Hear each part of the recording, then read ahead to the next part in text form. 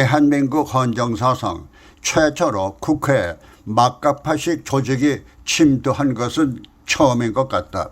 그동안 국회 내에서 여야 갈등은 있었지만 지금처럼 국민을 외면하고 막가파식으로 자기들만을 위해서 나가는 조직이 생긴 것은 좌파 운동권 세력이 정권을 잡은 뒤에서 부터일 게다.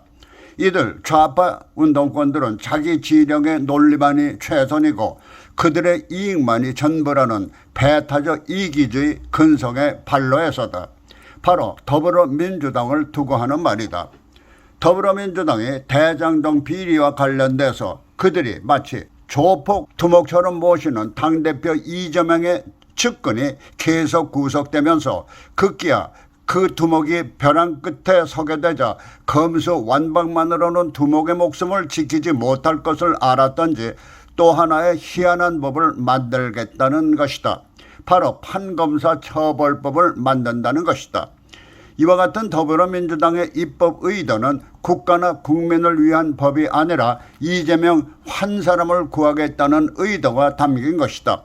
바로 대장동 사건 수사를 담당한 검사나 판사를 법을 왜곡한 죄로 처벌한다는 것이다. 그 의도는 뻔하다.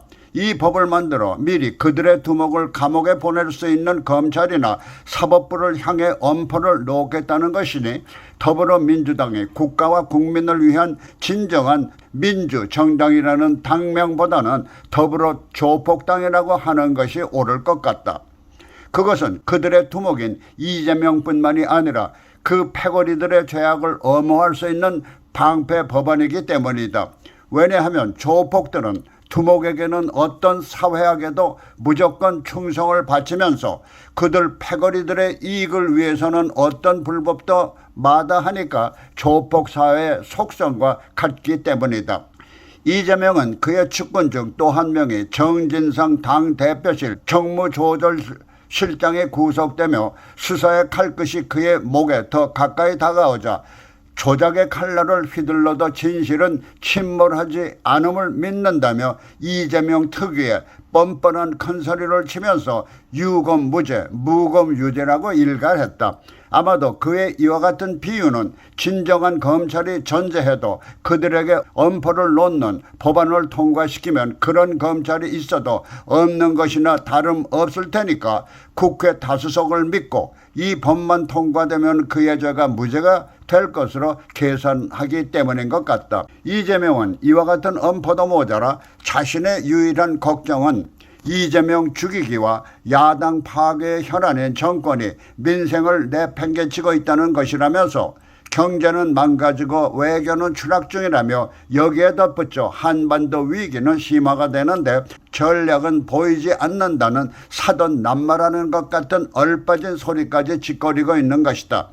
사돈 낱말하는 것 같다는 것은 문재인과 함께 정권을 잡았을 때 국가의 기틀을 세울 생각은 않고 그가 지금의 여당을 향해 지적한 것처럼 그들이 딴짓만을 해오다가 새삼 국가를 걱정하는 소리를 내뱉는 것이 마치 사돈 낱말하는 것 같다는 것이다.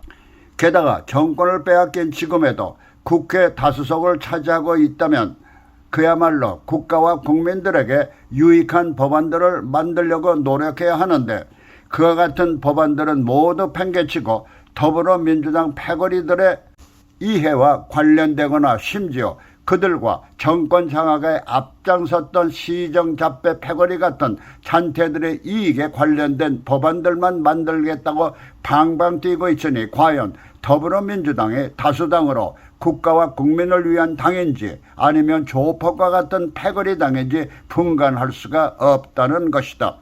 더불어민주당과 이재명이 그의 또 다른 측근이 구속되며 이와 같은 구판을 벌이면서 주문까지 읊어대는 것을 보면은 당대표 목숨 하나 살리겠다고 그의 정당한 수사는 정치 탄압으로 몰아가면서 국회 내 160여 행동대원들로 하여금 수사 당국자들을 협박하는 모습이 조폭 사회의 모습을 보는 것 같다는 것이다. 그와 같은 행동은 당이나 당대표 모두 국가와 국민을 위한 진정한 민주정당이라고 부르기가 민망할 뿐이다. 그래서 말이지만 이제 더불어민주당은 다시 당명을 바꿀 때가 온 것 같다. 더불어 조폭당으로 말이다.